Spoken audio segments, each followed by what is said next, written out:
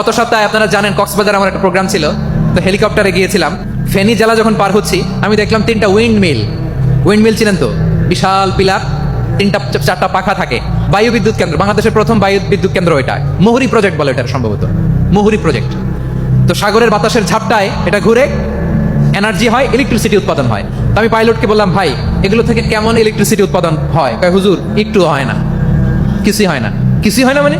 বলে হুজুর বাংলাদেশে যত উইন্ড মিল আছে এটার পাখা একটাও ঘুরে না। আল্লাহ, বলেন কি? তাহলে যে কোটি কোটি টাকা ব্যয় করে যে উইন্ড মিল, কয় হুজুর উপরে ফিটফাট ভিতরে সদরঘাট।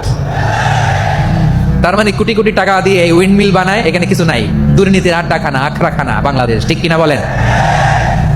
আরে জাপানিজরাও মানুষ, আমরাও মানুষ। মানুষকে যত্ন নিলে মানুষের মধ্যে যারা কি পটেনশিয়াল রেখেছে। আমি জাপানের 2টা উদাহরণ দেই। জাপানের 2022 সালে জাপানের সাথে জার্মানির খেলা, ফিফা ওয়ার্ল্ড কাপ 2022। এক পক্ষে জাপান, আরেক পক্ষে কোন দেশ?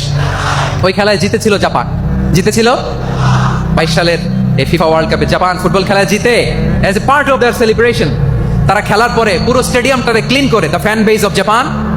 লক্ষ লক্ষ মানুষ খেলা দেখতে যায়, তো এত ডাস্টবিনও তো নাই। তো যারা ডাস্টবিনে জায়গা পায় নাই, তারা এই যে চকলেটের প্যাকেট, পানির বোতল, চিপসের প্যাকেট তারা এদিকে সেদিকে রেখে দিয়েছে। জাপানের ভক্তরা, জাপানের ফলোয়াররা, as a part of their celebration তারা খেলার পরে পুরো স্টেডিয়ামের সব ময়লা আবর্জনা ক্লিন করে তারপরে বিদায় নিয়েছে। তাদেরকে কি ক্লিন করার দায়িত্ব দেওয়া হয়েছিল? এই যশোর, জাপানের যে ছেলেরা খেলা দেখতে গেছিল ওদেরকে ক্লিন করার দায়িত্ব দিছিল। তারা কি স্টেডিয়ামের পরিচ্ছন্নতা কর্মী? তাদের আকল, তাদের সিক্স সেন্স